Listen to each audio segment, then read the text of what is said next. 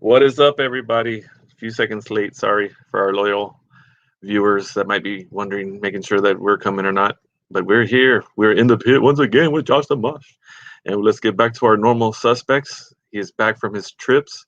Welcome in, numero dos. What's happening? Man, welcome back. What a weekend we had. I'm still recovering. My voice is still trying to come back from Southern Sickness Cup. 4 days later. I'm ready to talk all about it. It's absolute craziness. There was craziness all over the place. We've got some local names to talk about. We've got some international news. Yeah, that's right, international news. There's a show that we're at made international news. So I hope y'all came ready to listen today. You know, we're always ready to talk that wrestling and all our adventures. We're going to finish.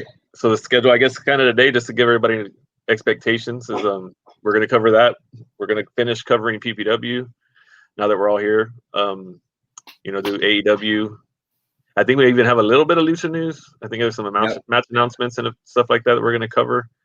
And then we're just going to have a round table, so y'all stay tuned through all the segments, and then just get your questions ready, and we're going to talk about wrestling and everything that's been going on and people getting their balls burned. It's good times. Man, I can't wait. What's up, everybody? Matthew Garcia, JoJo, what's up? Ryan, everybody in the chat already. Man, y'all are popping off early. I can't wait to start talking about whatever we got to talk about. Yeah, well, let's switch it up a little bit just based on availabilities and whatnot. We're going to jump to AEW first, and then we'll hit. Oh, shit. So we're going straight to AEW. All right. And you know what that means? Me. Early it means me. Wrestling. What is happening, Mel? How's it going? I'm doing good. I've been hard at work taking photos all day. Guys, be looking out for some new 8x10s dropping by Jasmine Allure. So I'm just putting that out there. Right. Yeah, we're gonna start dropping the shots from PPW too, very soon. I love it. Let's talk AEW. Let's talk AEW. I mean, gosh damn. I mean, so much stuff happening. I am so excited. I'm so excited for this Jon Moxley, Eddie Kingston tag team, especially after their match last night. They fucking killed it. Oops, sorry. They killed it. No, they fucking killed it. You're right. No, that's the proper adjective. I love their partnership so much. I thought their promos against each other were great, but it turns out their promos together are even better. I mean, those guys can talk, and then they play off each other in the ring. Even when, before AEW, when Jon Moxley was part of the Shield as Dean Ambrose, blah, blah, I still don't think I ever saw that level of camaraderie. I don't think I ever saw that level of comfort that he has with Eddie Kingston. And it's just so beautiful to see. And I love it because he looks like he's genuinely having a good time and he's in his element. I like him as this brawler, and I love him with Eddie Kingston. Oh, I can't say enough about this tag team. But and then they stole their shoes. And then they stole. I love that so much. Too much. Too. I love that too much. I was like, that's, and then because I like Moxley was kind of just like, okay, we're doing this. And it's just I was like, that's so great. He's like, okay, let's do this then. The other tag team, and it's like the other tag teams that are so good. Right now, the Varsity Blondes, I think, have proven themselves against the Young Bucks on how good they are. They're like this young team that was kind of thrown together, but I think they've been proving that they belong in AEW. It's always weird when a tag team is not organic, but I feel like they've naturally started moving towards it, and they work together well now. Another one that I wasn't on board with at first because I wasn't sure about the whole gimmick thing, but is the Acclaimed, and now they're just like one of my favorites because they're like taking the gloves off, and their little raps and their arrogance is actually it's so good. Yeah, it's just wrestling. Like, how many times have we seen these teams debut and we're just like, that is the stupidest thing. Like the New Day, when they came out, that's never gonna work. That's the stupidest gimmick ever. And then they're like one of the strongest. Roman longest Reigns. running teams. Roman Reigns Yeah. is a really good example too. Sometimes you just have to recycle things a few times and find the angle and the gimmick that it works in, and it just pops and then it's goes for a run. Yeah. And the Acclaimed is a perfect example. Yeah. And then the acclaimed is so good. They've allowed them to really go their promos that they do, their raps or whatever that they cut at the beginning of their matches. They allow them to really get heat by saying stuff that maybe would be crossing the line, but it's that's what makes it so perfect. That's what helped with Cena when Cena started his thing. Back in the beginning, was he could go. Yeah, you remember when Cena started that? It was atrocious. It was awful. But after a while, it was just it's awful, but this guy will drop some serious burns in it too. Yeah. And that's what I think that's where they found the right potion. Yeah, there. Yeah, exactly. I think they found what works. And I love the fact that, the Acclaimed, they're the Acclaimed come up, varsity, the varsity guys, varsity blondes, and like I said, I would have never thought Jon Moxley would have ever been in another tag team, but him and Eddie Kingston together are just another, they're another pair of gold. And I'm just so excited to see them go against, have their match at Double or Nothing. I'm excited to see Sheida versus Britt Baker. I mean, I think that they've done a really good job building up to it, and I think they've done a really good job showing that Britt is such an ass, but she's kind of an ass that you like. She's came a long way too, because I remember about I don't know how many months ago we were talking about the kind of heat she was getting, and it was the go home heat, not the heel heat. It was the go away and quit coming back on my TV screen heat. And now exactly. And thanks to Thunder Rosa, I think beat the shit out of her. Earned a lot of respect for a lot of people. And I think that the Jericho cruise, I think the one that you guys were on, was it last year or the year before? Last year. Last year. And the second one. She was on Part G. So that's where she started changing into this heel, because she was just so done. People were done with her. People just wanted her to go away. But once they turned her and they played into it more, now it's just she's finally found her stride, and she's just gotten so much better on the mic and in the ring, and she's hit it. She's hit whatever stride she needed or whatever push she needed. She found it, and it's just so much better, and it's gold now, I don't know if they're going to make her AEW champ at Double or Nothing, but you know what? I think that they should. I think it's time. I think she's got a real shot, because, she's got that star power right now. I think that's the move. I think that's the move to do. And I mean, and no by means do I think she's any better than Shirai is. But, I think that's the right move. Yeah. Otherwise, what is it all for? All this build and all that, and then she's going to lose, and then what? Then she's gone. Yeah. Exactly. And I think it kind of builds up to that whole thing that I always tell you. I'm really tired of it being about who deserves titles, or someone gets a title and it's oh, if I don't give Io this long title run, or if I don't give Britt Baker, or if I don't do this, I've let someone down. And the reality of it is sometimes the greatest people won the championship very little. It's not about how long you hold a title. It's about what you do. It's about how you got there, the story that you told. People don't remember things like Macho Man Randy Savage is a perfect example. Very little time as world champion in his career. Very little time, but often remembered as a former world heavyweight champion. Britt Baker has that syndrome. I think she's great. I think she's awesome, and I think people screwed her over when the AEW women's division started, because they expected it to be more of the Stardom chicks. And when it was people like Britt Baker and the stateside women, they were this isn't what I like. But Britt Baker was always good. Britt Baker was always talented. If we just got the opportunity to see what she would do. Sorry, I know it's your segment, but I've always been a Britt Baker fan. I've always been a Britt Baker fan, even when everybody. Well, her injury kind of helped her actually too, because it was now all you can do is talk.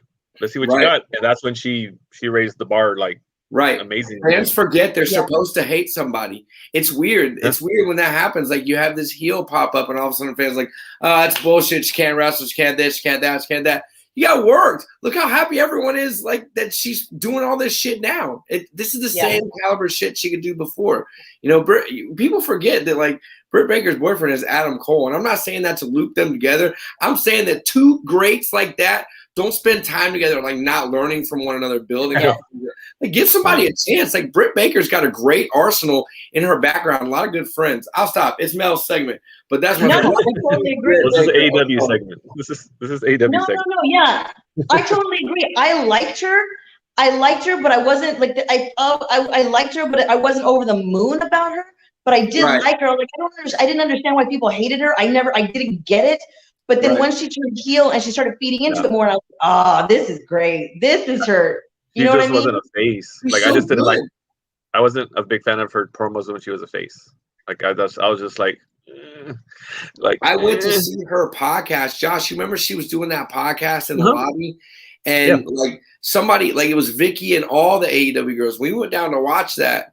And somebody shouted like Adam Cole baby at her, and she shot a promo on that guy. And if you ever thought that Britt Baker couldn't do shit, just like in that moment, it was like, oh yeah, like it's perfect. Like, I mean, let that shit get on the screen. And amazingly enough, down the line that year, that's what happened. She got a chance to go out there and be like, you know what? Fuck you guys. Yep. Fuck you for not liking me for this, and fuck you for not liking me for that. And it worked. Yeah, it's legit. Like I said, I mean, I've had conversations with her when we were on the cruise, and I could tell I was like, she doesn't like. She's actually got it. She's just not a fake. Like, it's just she needs to just be like the fuck you. I'm the best. I'm a dentist. I'm better than all of you. Like, it's just there. Like, it was all there laid out. Like, she just needed to do it. And like I said, then her getting hurt, and then getting the wheelchair, and then messing with Tony, and then Reba, Rebel, you know, whatever. You know what I mean? Like, all that stuff. Just she took the ball and ran with it. Yeah. I love everything so far. I think that we'll have to see what happens at Double or Nothing, because you guys know I'm probably going to get the pay-per-view like I get all of them. But it's just I won't be there. Yeah. I'm just really, really excited for the show. I think they're having a nice build up for it. I'm excited to see what Miro does. I wanted him. I need to see him defend the championship. I know he doesn't need to. He's fucking Miro, but I love that guy. I do. Yeah, I do too. But I love up against Lance Archer. Am I seeing that they're setting up Lance Archer versus Miro at Double or Nothing? Yeah. That's mad news. I mean, this is my thing. I'm just gonna say it. This is the perfect time to put Lance Archer over. I'm just saying, I don't want to treat Miro like a stepping stone, but Lance Archer is low key like a monster that Miro can't be. Like, it just can't. Like, the audience has never connected with Miro on that monster level like they can with Lance Archer. Like, when that dude comes out and just starts throwing people around the ring, it's sexy. I like it. We'll do our picks next week, JoJo. I just wanted to put that up there. They're asking for our picks. I was like, we still got another week. This is in the go home week. So we still got another week to talk about. We'll do that. We'll touch it more next week. I mean, there's so much talent right now in AEW, and they're letting them all shine. And I think that people who get pissed off, this and that and spots, blah, blah, blah. I don't think I think they just get pissed off just to be pissed off, because because they're wrestling fans. Yeah, if you're watching AEW and you're getting angry instead of enjoying it, then I don't know. Yeah, people need to look in the mirror. And again, like my famous quote that I say all the time that I stole from a lot of people, like, nobody hates wrestling more than wrestling fans. It's like it's just so sad. Awful. It really is. So sad. There's, I mean, at least one match. I mean, freaking Serena Deeb and Red Velvet fucking killed it too. I mean, that was such a great match. And I'm so glad that Serena Deeb is back, because you know that whoever she wrestles for that belt, either to defend it or whatever, is going to be a gold match, because she's going to push them to do something that they haven't done before. You know? Raul, this is actually Conan. Juanito numero uno got that for me. It was for a birthday present a while back. I agree, Ryan. Even of last night, that was the match of the night. Yeah. Touching back on what Mel was saying. Yep. That was a great match. That was a great match. But, you know, even talking about AAA, can we talk about Kenny Omega going to fight Andrade? Holy shit. Well, with that said, let's bring in Numero Uno to join this conversation. We can transition in. Now we can. What's up, everybody? How y'all doing? We're just touching on Mel was bringing up the Kenny Omega heading to AAA to defend Omega. So I'm not happy with that match. I know they're great talents and everything, but I don't like the way they're doing things. I don't like he just came out of WWE, and just because he came out of WWE, he's going straight up for the title, the main title of the company. I think that's Who would dumb. you put in his place? There's many more people there. So also another thing is like Psycho Clown jumping into Triple Mania. This whole a can of worms opens, and we got some things to talk about. Psycho Clown, he's gonna face the Rescorpion, a hair versus mask match.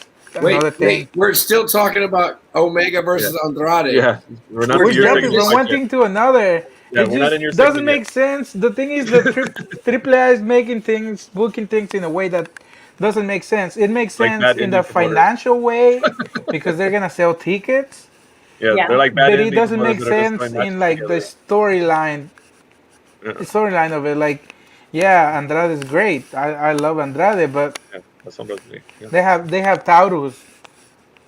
They got Laredo Kid. They got Hijo del ones that have been there. They didn't just show back up. Dude, even Psycho Clown. Psycho Clown has been with the company. Do you think that he's gonna win? It will be very likely that Andrade wins. You think so? At least I think that he can win. I think so. Yeah, JoJo agrees. I don't know. I don't agree. So yeah, well, and then from there we jump to the Rescorpion versus Psycho Clown. That's another match. There's no storyline behind it. They're just booking for the sake of booking a match. Yeah. Again, it's gonna be for the fans because Psycho Clown is like the golden boy of AAA right now. Yeah. So yeah, it's gonna sell tickets, but is there really a reasoning behind this match? Should this match take place? I don't think so. What's up, Biz? Seems to be the trend. So what else? Do you have anything else you want to cover with AW before we let you go, Mel? No, I think that's it. I just, Double or Nothing's coming up. You guys watch Elevation, watch Dark, because there's a lot of Texas talent on there. There's a lot of indie talent on there. So once they leave AEW, if they're not booked, they're going to be working the indies. Support the indies, guys. Support Texas independent wrestling. It's freaking on fire right now. Yep. And I think that's it. Next week we'll dive more into the Double or Nothing, get some picks and whatnot. Good. Awesome. Thanks, Mel. Thanks, guys. That's a really good point in general. You should be supporting your local wrestling scene as it is. Like, as much as we travel, we've come across a few places that don't have wrestling. Like, even this weekend in Indianapolis, in Connorsville, we were surprised to see how many people had traveled to see this show.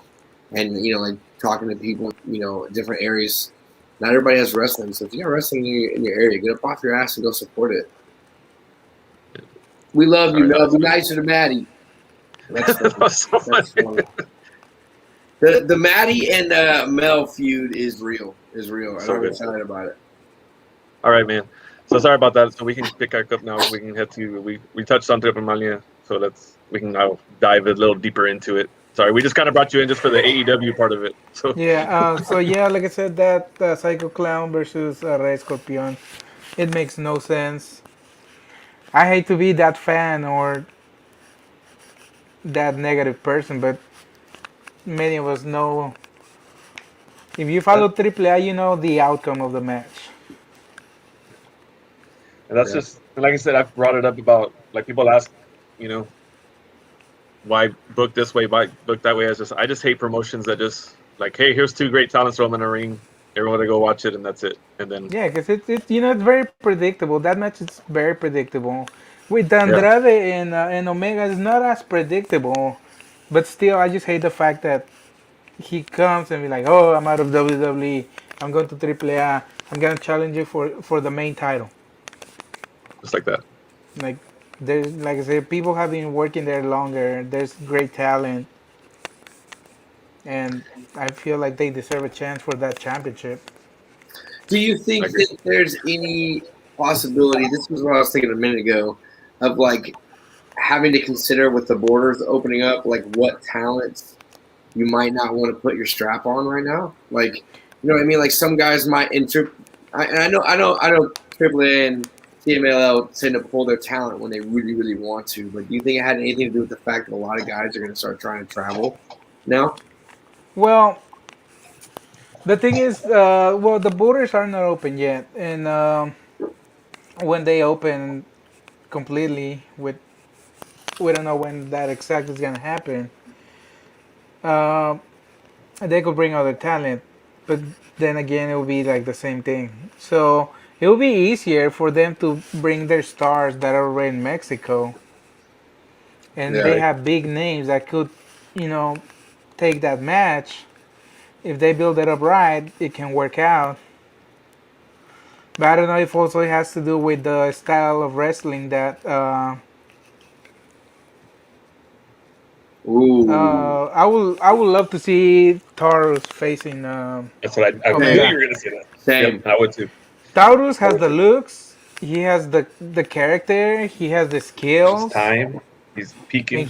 he's Yeah. been there with the company for a long time. So I Vikingo? think Vikingo, it will be one of those matches like very high flying. It will be Mhm. it will be a cool match, but I don't see Vikingo in like the I main know. I title hate that he's picture. not in the main picture yet because he's a badass, dude. Yeah, like I love that character.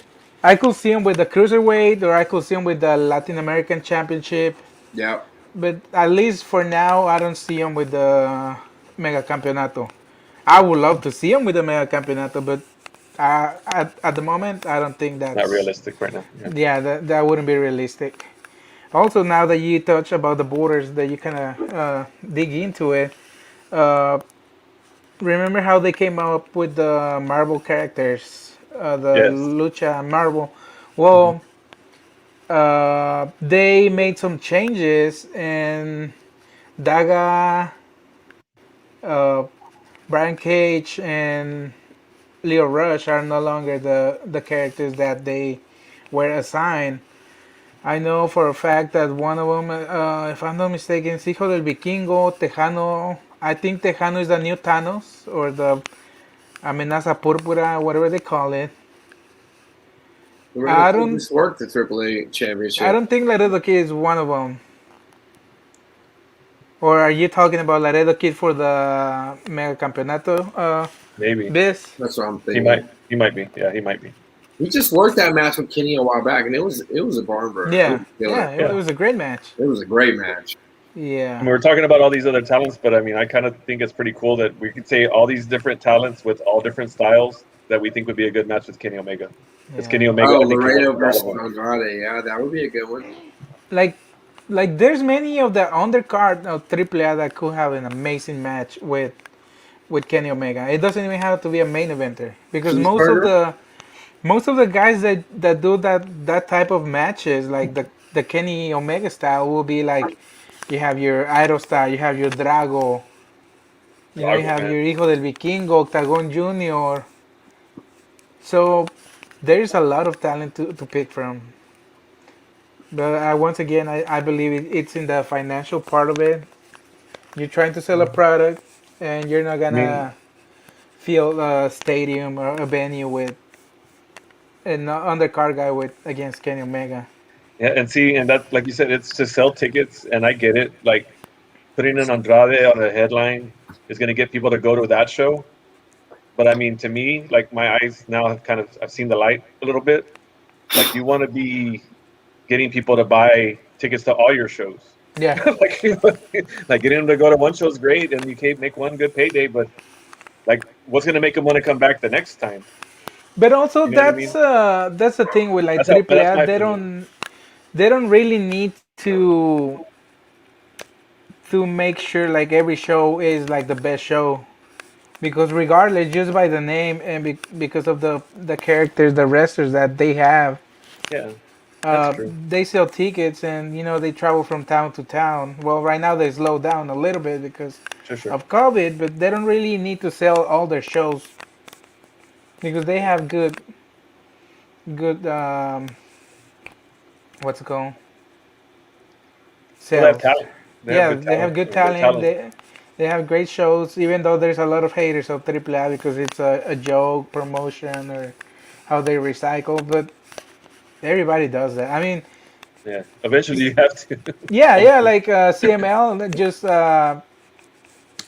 they just assigned the Gemelos Diablo gimmick to Matt? some actually some local wrestlers from Houston that they made a name for themselves in Houston, and now they're with CMLL in Mexico. I don't know if you recall, if you ever heard about Los Gemelos Pantera from Houston. So yeah, those guys are now Los Gemelos Diablo in CML, but that's like an old school gimmick. So everybody's doing that. The same thing happened with the Mystico. Right. They replaced Mystico. They got another Dragon Lee. So it happens everywhere. It's just that the type of shows that AAA puts are way different than the type of shows um, Consejo Mundial puts on. Like if you want to see wrestling, you go to Consejo Mundial. If you want to see entertainment, you go to AAA. Yeah, there you go. Yeah, I get it. Yep. Like I said, I guess, and also my mindset's on as an indie Yeah. promoter. That's more of a crucial thing that, because we don't have signed talent, we don't have contracts and stuff like that. So you got to really think about the next show. Like, You it's can all build fine a and dandy. feud on the indies, though. You can build a storyline in the indies too, though. Oh, I'm saying, I think it's more important to try to. Yeah. And I think it's actually what separates companies. Like, you go to a company sometimes, and you can just tell that the matches are thrown together, and there's nothing really behind it.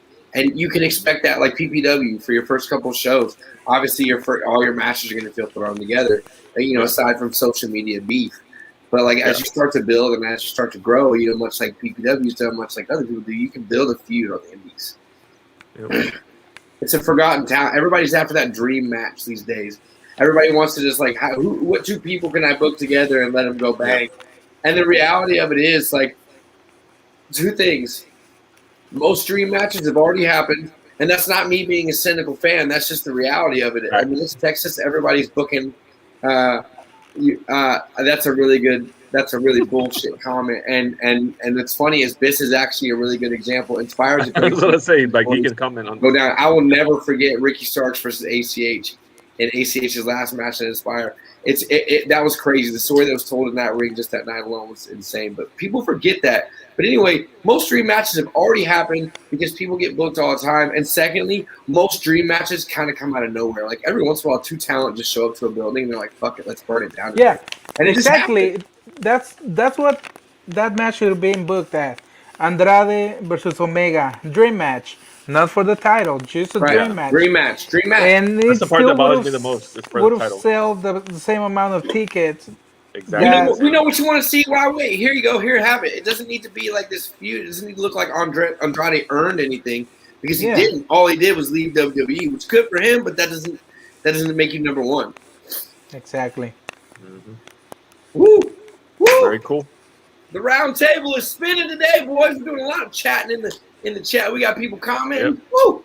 Good topic. Well, now that we're gonna I think we're kind of ready to start jumping more into the round table, so we can bring in one more. I think he's distracted right now, though. I'm looking. Oh, look. Okay, he's ready. All right, let me bring him in. Hey, what's up? Yeah, y'all just picked the wrong time because now he wants me to download something for him. Hi. It's all good. Hey, little man, what's up? Hey, say hi. Going? Good. Good. You're part of the round table right now. Yeah. And he's out. Cool, okay, cool. Cool. Hey, what's up? The score table. There's 4 of us.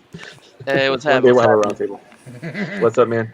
Not much, we're man. just gonna kind of recap the weekend, finish off last weekend. However we want to start with. Yeah, for sure. Hey, but can I just mention one thing though? Just New Japan related. Yeah. Some major news happened. Unfortunately, not good. But due to this amazing match that Will Ospreay had with Shingo, he suffered neck issues. So now they have vacated the World Heavyweight, the New Japan World Heavyweight Championship, which is unfortunate because he actually had to vacate the Junior Heavyweight Champion when he was the champion as well. I know. So this is like 2 titles he's had to give up. So right now there's not really a clear case of what's going to happen. Well, that's a good question. Yeah. So what's supposed to happen is Ospreay was supposed to go up against Okada like 2 weeks from now at the Tokyo Dome show, but as if you don't know, Japan has been going to a lot of lockdowns because preparing for the Olympics. They're going to push through it. So they've been doing a lot of lockdowns, so a lot of their shows have to be canceled. Supposedly, they're going to have a show on Saturday. I don't know how true that's going to be. Now, the issue it's going to be is if they don't have this Tokyo Dome match against Okada, where is this event going to happen? Because most likely Okada's going to have his chance, but who's going to be the guy up against him? So some of us hope for Shingo, some of us hope for others. But, what can you do? He's got to hope that they figure it out. But, yeah, unfortunately, Will Ospreay got injured again, so. They will. Yeah. It's the biz. That's sad, though, man, because, Ospreay's amazing. And just, here we are again. In my opinion, the best wrestler in the world right now, he got unfortunately injured. So hopefully, I'm hoping they do they take a gamble on Shingo. Honestly, that dude has yet to have a bad match. And last year they took a gamble on Evil. He's doing jack shit now, and that turned to be a big fucking bust. But why not at this point? We'll see. Shingo Takagi. Yeah, man, my man. Very cool. So I guess we can wrap up PPW real quick, and then we'll finish off with the weekend. We kind of covered up to the melee match, I believe, and then we stopped off on Ruben and Cuervo's match, so we can kind of start there. Ruben and Cuervo's match was fucking insane. It was a good match. It was a what was it? Falls Count Anywhere. Falls Count Anywhere. Weapons were all over the place. Multiple weapons all over the place. It spilled outside of the ring early. Charlie says it was insane. I was trying to figure out what he was saying back there. It's crazy. Yeah. Insane. It was a good match. I think that the thing that I like about Ruben, and not to kind of toot the same horn, but I really enjoyed watching Cuervo adapt to it as well. Like, the weapon use is really different. Like, you see a lot of guys just pick shit up and hit each other with it. But in this match, we saw Ruben take this thumbtack bat and just pound it into Cuervo's head. And Cuervo took it. Like, Cuervo really did well. Like, when a masked guy is in a match like that, he has to sell with his voice and he has to sell with his mannerisms. Cuervo did really good at that. Cuervo got the upper hand, was able to get the tin can bat, hit Ruben with it, which I had kind of hoped for more blood there. But, I know it was a low-key show, so luckily the cans didn't slice Ruben up or anything. But I thought it was a good match. I thought it really told a great story considering we were looking at Ruben versus Remedy, and we had to find something to back that up. And I feel like PBW really delivered on that. The addition of Cuervo and what those two guys were able to accomplish was amazing. I couldn't agree more with that. I was very proud of the match. How those two guys just went out there and killed it. I thought they did great. I saw people there there was some people there I know that were at their first ever wrestling show, and their reaction was just like, because I went out there afterwards, for intermission, and the fourth guy was great. I still got it. Some of those things came back with me. And they said it was just like, we had no idea this is what we were coming to. Like, because they're friends and they've known me for a couple of years, but they've never came to the shows. They're not really huge wrestling fans, but they were kind of just there to support. And they were just like, oh my God, like, that was amazing. They said they were like this. And it's like, you're covering oh my God, but you're still peeking through the thing because you want to see what's happening next, Like, that means you're going to have to book more violent matches. More violent matches? We had a long conversation. Okay, this is all I'm going to say, Josh. The Borracho Crew has been in the room for a lot of violent stuff. We're going to talk about even more violent stuff. And I know it's Charlie's birthday bash, but in the future, you have got to let Ruben cut loose. You've got to, those people ate it up. Not to toot my own horn, but I was just walking around the room trying to get pictures of all my weapons being used, and you could hear people, they were genuinely excited. They were. Man, They took to it well for the most part, yeah. I didn't have anybody that kind of said anything negative about it, and everybody came to talk to me, so. At intermission they did, which was right after the match. I didn't get to talk to many after the show because, as we know, after intermission, the end of intermission didn't go so well for me. Because Who showed up at intermission for you, Josh? Nastico. How did Nasico even get in the building? We had a large sign out front that said he was banned. Oh, you know what? Nasico can't read. That's why he couldn't read anyway. He couldn't read. And then, of course, he has to come from behind and punch me in the balls to even have a chance. So you know what I mean. And then then attacked me after that. So I was kind of done for the night. Yeah. So that's why we're gonna kind of go from there and pick up. We had the number one contenders match. True. And then as you see, these questions are kind of popping up, kind of leads us to the next thing. What do you say on Maddie being the commissioner of PPW? Because, since I was out of commission,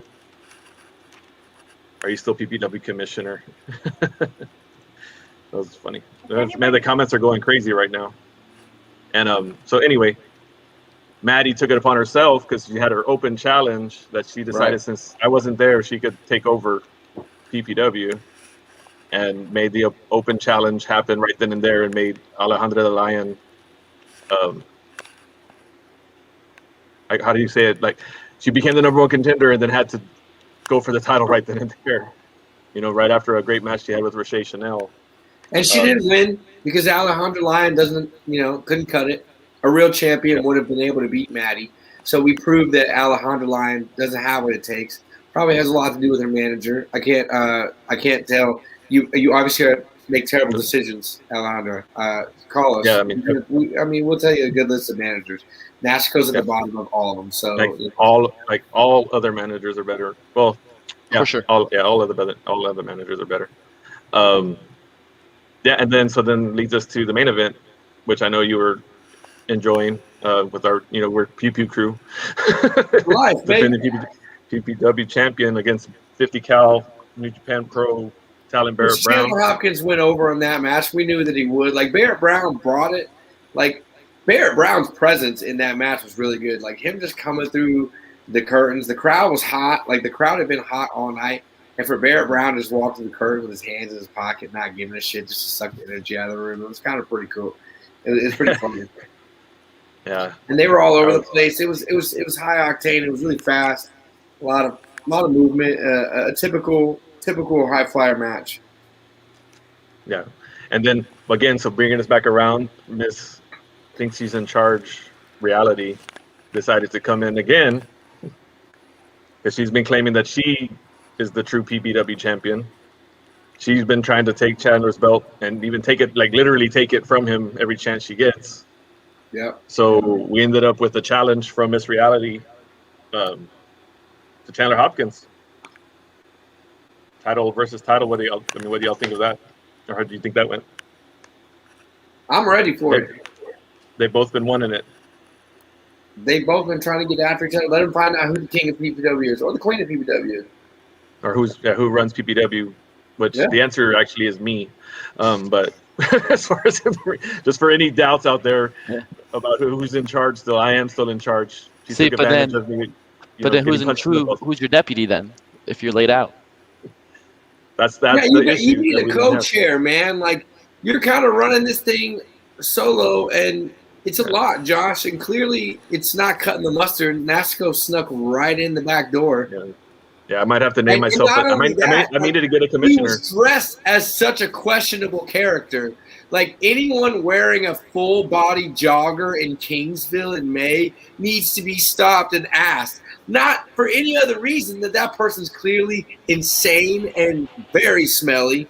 I mean, someone who's obviously never jogged ever in their life. Right. Like, those aren't supposed to be so tight. Those big baggy outfits, just freaking worthless. So anyway, I want to point one more thing out. I did see that you mentioned that he's banned. You mentioned that in a comment today. Just to clarify, he is no longer banned. What? Because he is no longer banned from PPW. Actually, openly invited to come when face to face and to see what happens when he shows up at a show and bring his talent with him and see how that goes.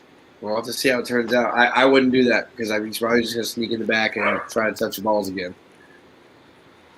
He's probably blocked. Don't worry. He's probably blocked. Yeah, he got put in jail right after that, on Facebook jail. And I got to say, you got me then, but maybe sometimes I get payback. I'm not really a narc, but for you, I'll throw your ass under the bus any fucking day of the week, Nastico. So in case you're wondering who reported you and why you got in Facebook jail. Oh, nice. You're looking at him right here, and that's dropping it right here in the pit, just so y'all know. Nice. None of y'all else got to worry. Just fucking Mastico. Fuck that guy. Anywho, that wraps that up. So now we can talk about the weekend. The Borracho Crew went to Indianapolis. Yes. What a trip that we had. Aside, like wrestling aside, this was one of the most insane 4 days that we've had together. It just seemed like nonstop, jelly side down kind of stuff. But we won't divulge into all that first. We want to talk about some serious shit that we have to get into. We went to IWA Mid-South Trainwreck Pro. It was in Connorsville. We actually went to both shows. Originally it was a Sickness Cup weekend. IWA stacked the show on top of it Sunday. We went to all three, but we were mainly going for Southern Sickness Cup because one of our own. That comment up there, by the way. One of our own. Oh yeah, that's gotta be Rod. Rod's here. Rod's here. Rod's here. Whoa, that's Rod? Never would have guessed. It's got to be Rod. Right? I never would have guessed that. Never would have guessed Rod's the weapon of choice. But man, it was great. Southern Sickness Cup was a 24 entrant tournament. It started off as was it two guys going to each other or three guys? It was a mix. Someone was 2-on-2, 1-on-1. Someone was 1 on whatever. But really big tournament. And the big talk of the town that took place was J.J. Allen literally burned his dick off at this show. That's not actually what happened, but we are here to discuss. For those of you guys that follow us on Facebook, you've seen us posting the video the last couple of days. If you don't follow us on Facebook, make sure you do follow us on Facebook, YouTube, Twitter, all of it. But if not, if you type in J.J. Allen right now, you're going to find it out. And the Borracho Crew was up front and center. So we'd like to talk to you about the big incident that's going on the internet. And that is that Eric Ryan lit J.J. Allen on fire to do a weed whacker to the nut spot. And 45 seconds later in that room, J.J. Allen was still on fire, out of control. I counted it. The video is 46 seconds from the moment he is lit to the moment he is fully extinguished. So we are here to talk about it. Let it go off in the comments. Ask us any questions. We have all of our thoughts. And I'm going to go first. Stupid. It was dumb. It was dumb. And let me count the ways. First of all, it was a linoleum roof. So stop, drop, and roll is going to be 100% ineffective. Secondly, there was a real big miscommunication between the promoters and talent. So they weren't properly set up for fire inside, so there wasn't anywhere to go. Yeah, you're hearing me right, JoJo. 46 seconds and the man was on fire. It was just nuts. So let's break it down for you guys as we were all there front and center. Juan, what were your thoughts on the whole thing? Man, I don't usually get scared at shows. Blood doesn't scare me. And this is the second time that I actually get freaked out at a show. The first one was when G. Raver had the incident at Tournament of Survival where he fell. The barbed wire ropes broke and he fell right on his back. He hit his head and he was out, like completely out. The whole arena was silent. We thought he was dead. That was the first time I was really scared. But then this time I was also really, really scared because I thought the man was gonna burn, burn to death. He was very seriously anyway. Man. Like it was so bad to the point that I was recording the video of the spot, and then when I saw that he went into were nearby the entrance and they still couldn't put it out, I stopped recording because I thought I was gonna see a man dying. It was bad. Yeah. You reach a point. That's what I was telling everybody that I was talking to about. Is you reach a point when everything that's going on, when those stunts happen and it kind of goes out of control. Like you see it on TV, and what's running through your mind is oh my gosh, put him out, put him out. And it's for a few seconds. You're like, Jesus Christ, put him out. But then you don't realize that a line gets crossed and you're in foreign territory. And when have you ever seen somebody on fire for 45 seconds and make it out of that? And then you got to add in the fact that we are in a room that's not prepared for that. He had to run 40 feet away from the ring to the concession stand. And this isn't a knock on the venue. It's literally a woman and a child selling candy and bags of chips at a table. So they were of no fucking use whatsoever because they look up and there's a flaming man coming out. Well, that's not what they're there for. Yeah. Right. No. And honestly, so I was expecting the fire spot because where we were sitting, I saw them come in with a flower Right. pot, and I saw there was lighter fluid. I'm like, oh, okay, there's gonna be some lighter fluid, right? I'm like, okay, so it's probably someone's gonna be put on fire. But every time I've seen a spot like this, you always see, especially like back in the day in ECW, right? You see people ready with fire extinguishers. Now, mind you, there was 3 fire extinguishers in that room. No one was in the right of mind to think of at that point, because we all thought like, There okay, was? yeah, there was. Yes, there was 3 fire extinguishers, but it's so what people don't know. This is a don't know. Kmart. It's a Kmart. It's an empty Kmart. So even if they're on opposite sides of the room from each other, they're still a solid 75 to 80 feet away. Yeah, and the thing that I don't think the video, I don't know if the video is captured very well, is we were surrounding him. Like when he put his nuts on fire, and mind you, also it's important to know, I guess he's also a stuntman, so he has some experience with himself on fire, so maybe that's why he thought. Yeah, exactly. Self-proclaimed. Yeah, exactly. Yeah. So when he got up, when he started running, like he ran at us. Like he legit ran past me next to Casanova because he ran, hit the wall right where Casanova was. Then he runs to the back, and everyone's just trying to beat him, trying to, all this nonsense. And we're like, what the fuck is happening? People trying to throw beer on him and all that. And I legit thought, hey, I'm about to watch someone die. Oh well, damn, motherfucker. You know? And the craziest thing is he only got like 2nd-degree burns. And I was like, how on earth is that possible?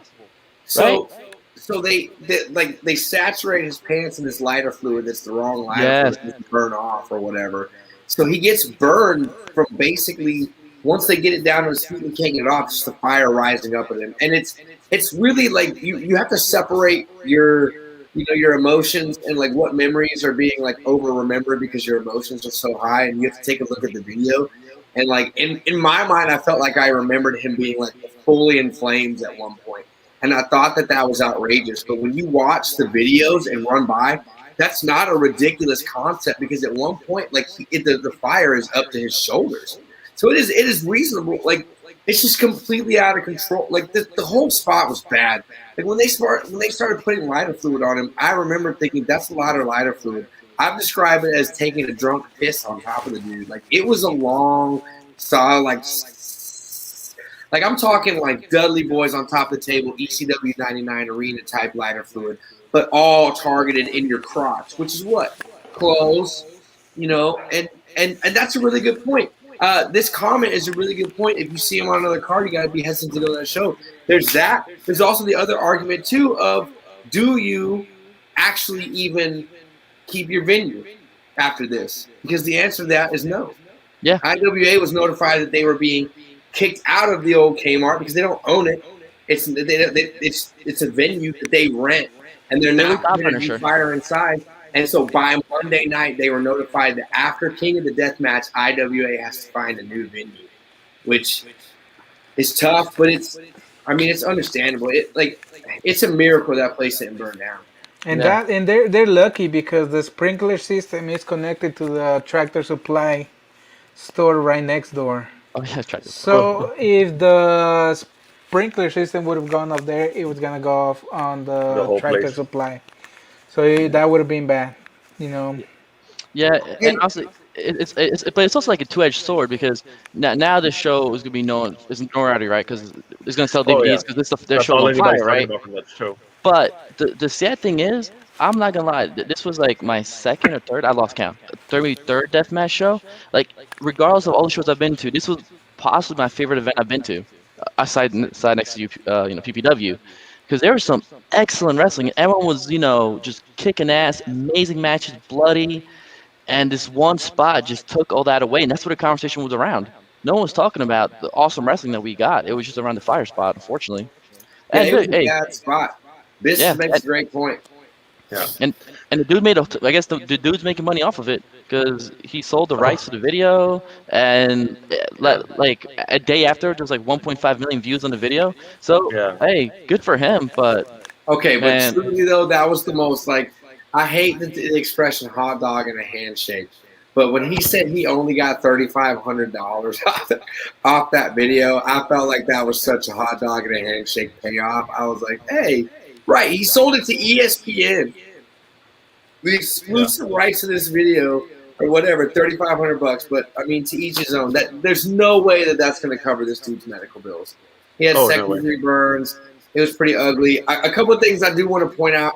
There was a legitimate rumor started that he had burned his dick and balls off. And we had a good solid laugh about that because that is not how anatomy works. You cannot burn your dick off like that. It's not a candle wick. The other thing is put Jonathan's comment up here. Put it in reverse, Terry.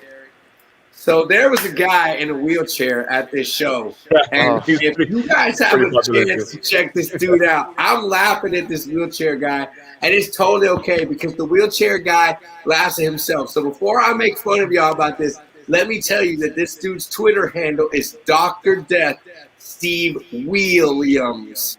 Okay? Yeah. Steve Williams. So the wheelchair guy somehow becomes like a highlight of this video. Because in one of the videos, like you see JJ like run off screen on fire, and then you just see the wheelchair dude pull up with his mask on. He's like wide-eyed and stops and like looking around. His eyes are like that, just like. And his sweater says "Life's too short to bet the under." It just makes the whole video like something. ESPN reads it on that little bit that they made on ESPN. They talk about his shirt too. Yeah, so he's gonna get over on that too. Dude, he went viral, and like he was retweeted. People were putting that "Curb Your Enthusiasm" music at the end. You should check it out. Oh yeah, I saw that too. You should check it out. It's a pretty good setup. And Dr. Death Steve Williams is a really cool guy. He's been real fun about it. Yeah. But all in all, like it really is. To bring a good point, like Trainwreck Pro. I told JC Rotten that we've been to a lot of shit, and that was the best out of state that I traveled to in a long time. It's one of the best shows I've been to live ever. I mean, everybody went nuts. There was a lot of really good vibe. Like Ruben and Akira took each other on in a tubes and carpet strips match where everything was taped together like pentagrams. There was candles. There was lit candles at ringside. Like there was some real serious Japan vibes at this show. There was some technical wrestling. They had a no-ring show beforehand for the VIPs day two that turned out – we thought it might be a throwaway after everything that happened, but it turned out to be a really good event. We got to see Akira's dog hit John Wayne Murdoch in the nuts, which was – pretty interesting. It's just like a lot of cool stuff happened this weekend, and shout out to Trainwreck Pro because honestly, like a lot of people have said it. You know, the venue, the company catches slack for that, and it's not deserved because Trainwreck Pro put on a hell of a show. Trainwreck Pro was looking out for the Borracho Crew. They helped Jonathan get his money back from the crooked ass hotel guys. Fuck you, Richmond Quality Inn. So it's just one of those things. Like Trainwreck Pro was a great organization. It was a great show. Honestly, without the fire incident, I would give it a 9 out of 10 score. With the fire incident, 8.5 out of 10. Yeah. Hey, and let's not bury the lead either, because we went there. Because I specifically went there to see Insane. Right. And that dude. This is the best wrestling I've ever seen him in. I'm not gonna lie. I got a little emotional at times when I saw people want to come up to him and like wanted to take pictures, get his signature, like. And then he was in the ring with John Wayne Murdoch. Bro, when I saw that picture, I was the biggest weekend. Insane's weekend was not supposed to be as big as it was. It was supposed to be like I'm coming up for a match. I'm gonna be out. The next time be in a scramble, be easy out, like it, and then it was just like one thing to the next, and to Angel's point, like bag of emotions. Like right before the match started, I know I was shaking for him, like I was nervous.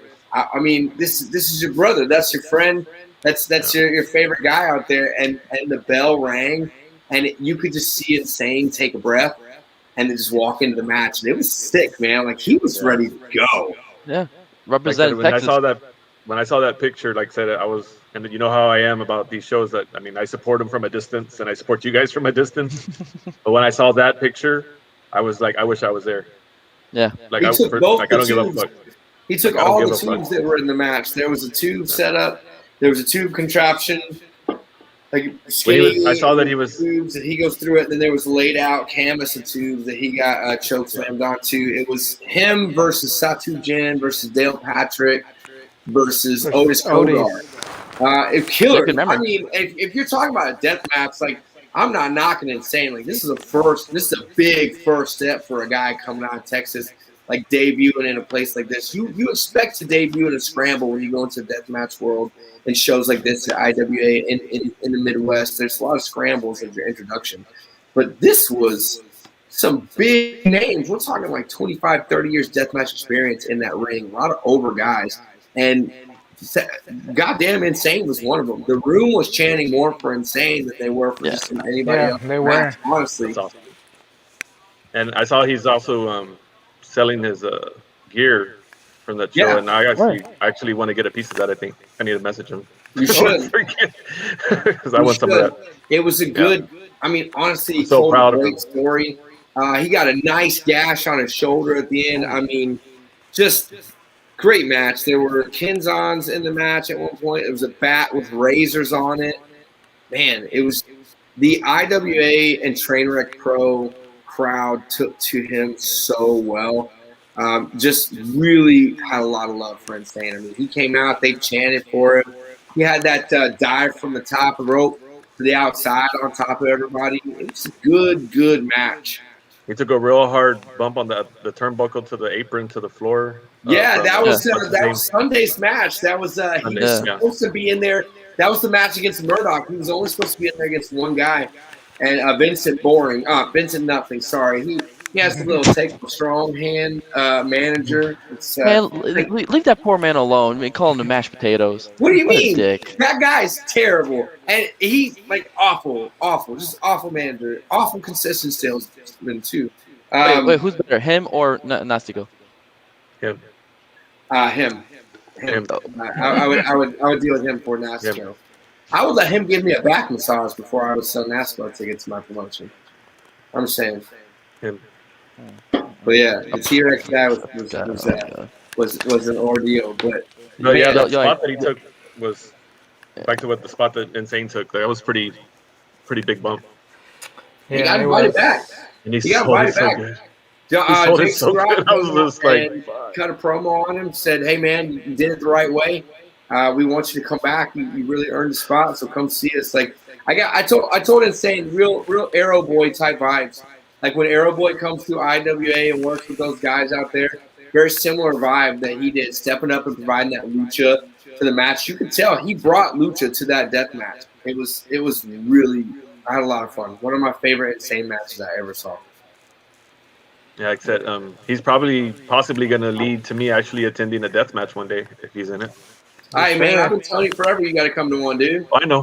Hey. But now there always takes one reason for me to get over there, just like to go see a show in Austin. I'm telling you. Going to death matches, going to Austin, that's about equal to me. Hey, this summer is going to be Chevin here in San Antonio and Texas. It's the Summer of Blood. That's what we're calling it. We got 5 tournaments here. We got Hell Yeah Man Weekend. ICW's doing Boardwalk Buds up in New Jersey City. Then they're coming down here in August. We got Insane 8, King of the Death Match, Prince of the Death Match. Those of y'all that didn't hear about it, Southern Sickness announced it's going to be Southern Sickness Cup versus King of the Death Match in September. So after we get King of the Death Match, we're going to get 2 brackets where JC Rotten's going to choose 12 of his guys. Ian will choose 12 of his guys. It's probably going to feel a lot like King of the Death Match, actually, because most of them are the same guys. But still good shit. I'm gonna say, it's the Summer of Blood, dude. It's the Summer of Blood, and the Borracho Crew is here and ready for it. Yeah. And there's actually, I can't give much details about it, but just keep an eye on Insane. He's working on something with a Deathmatch magazine. There's going to be a big project coming soon that I can't really talk about, but when it's dropped, it's going to be huge. Yeah, shout out to Deathmatch magazine. Deathmatch, a love letter. A love letter. Yeah, Deathmatch, a love letter. Really good friends of the Borracho Crew. We got to meet and sit and talk with him. Like he said, really good.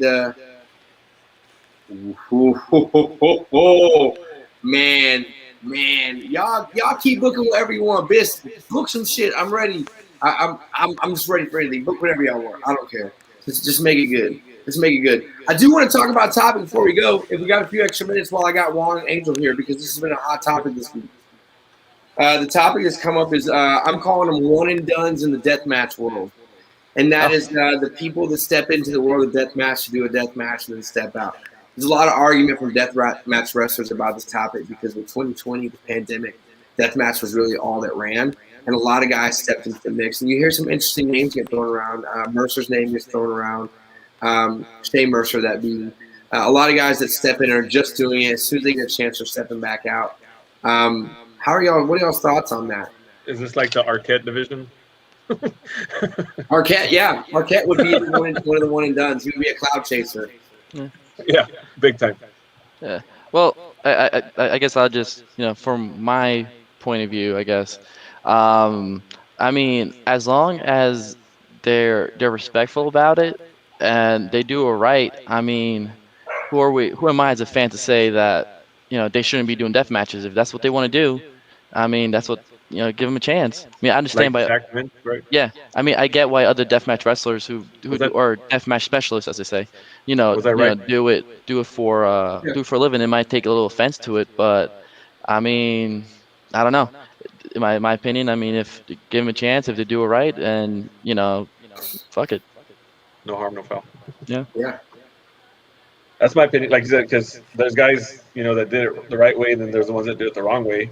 That goes for anything, though. Like, not even just a one-and-done deathmatch person, you know what I mean? Like, they do something even just at a regular show, and then they no-sell the ending and just lay there and walk off pissed off, Austin Aries. You know what I mean? Like, shit like that happens in all kinds of things, Yeah.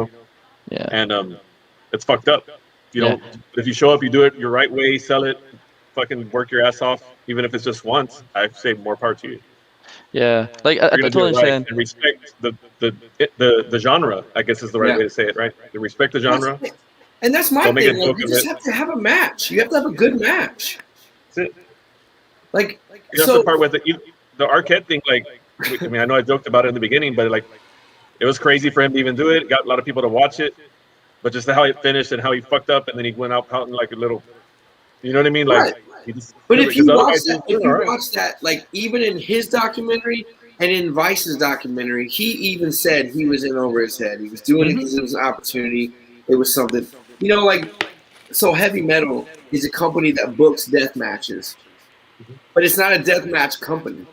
So that's a scenario that I think is really appropriate. So for you have guys competing in death matches. Like for right now, the current storyline that led Aaron Mercer to a death match with Ruben was just that his whole thing is like he's coming back from a knee injury and he had to sit out all this time, and now he's wanting to run through Heavy Metal. He's wanting to prove that he's the best in the locker room. So that's how he ends up in the death matches, because he's going to guys and saying, not only do I want to take you on, but I'm going to take you on in your world. And also, he stood tall. I think anybody that wants to be in a death match can be in a death match.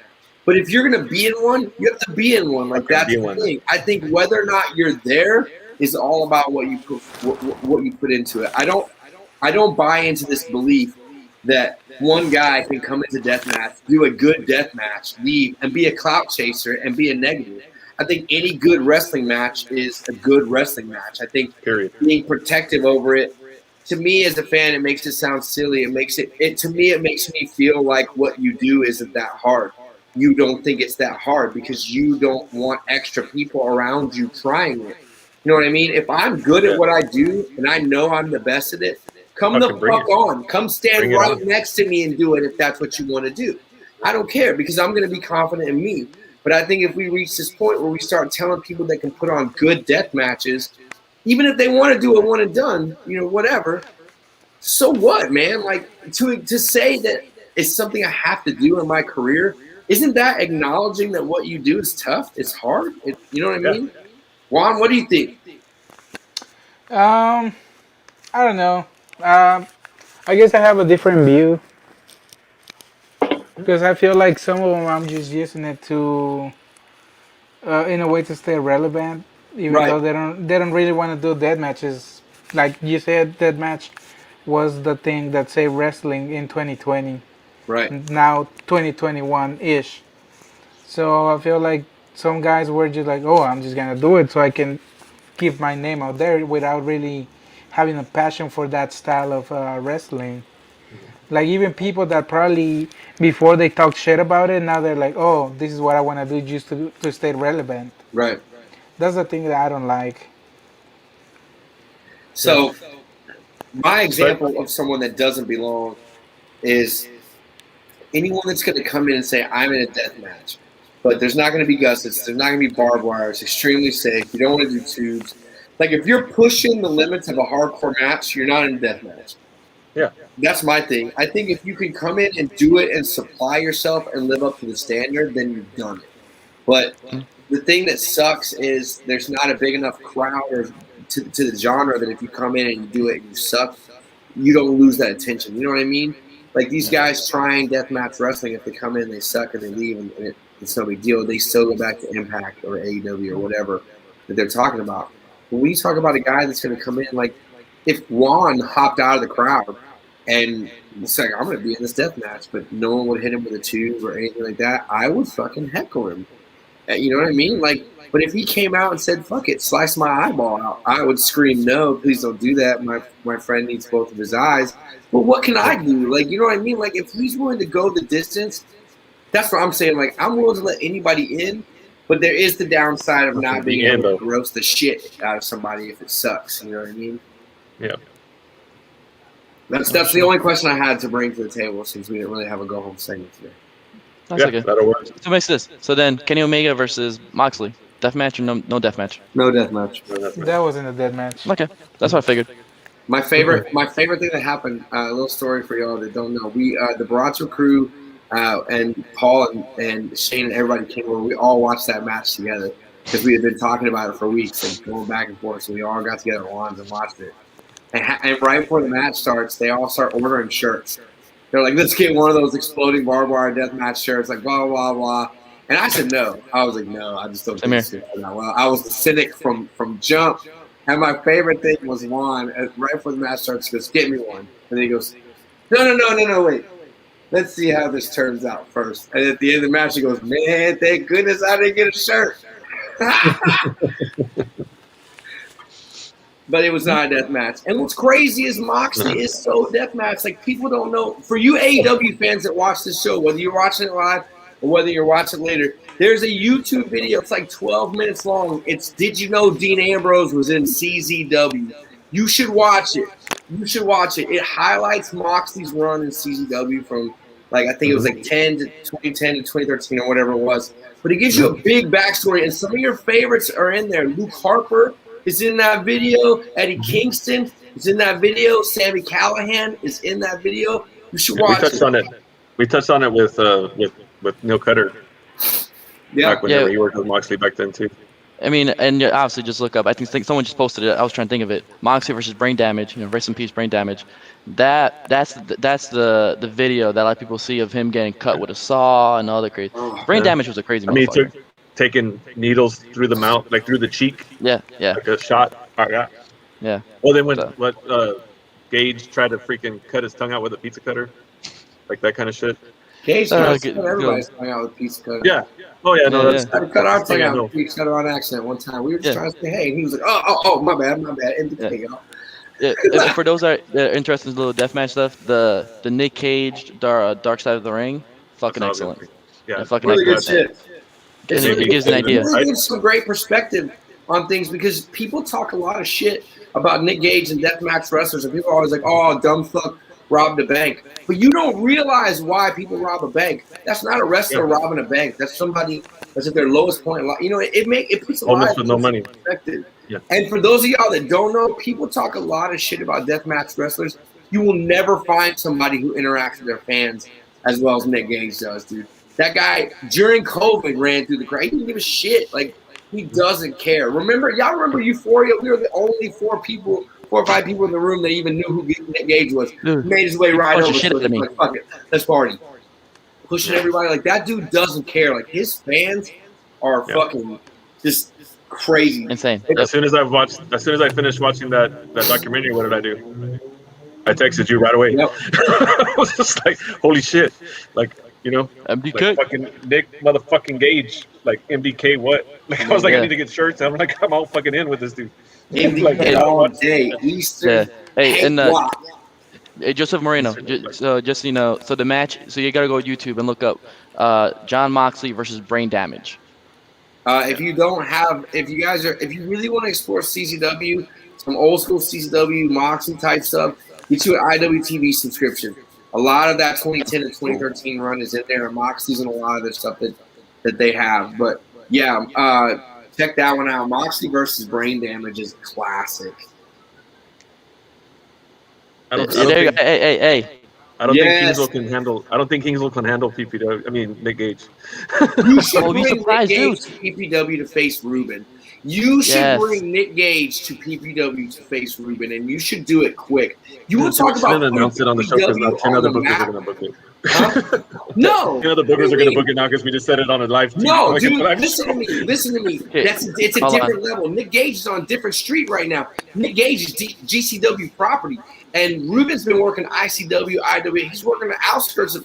This is the perfect time to book it before somebody else does, and put your company on the map. Because I'm telling you, those people, your crowd, PPW crowd, was blood hungry, and Ruben and Nick Gage will give it to them.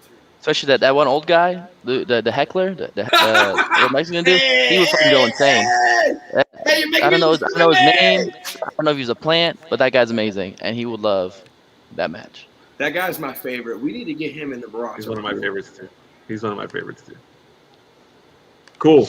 Well, Yeah, on man. that note, we'll end it there. Thanks, guys. We're gonna just end it with all 4 of us saying goodbye instead of just me and numero dos. So y'all appreciate all y'all in the chats. Thank y'all for watching. Later. Thanks for support. See you next Peace. See you next week. See ya.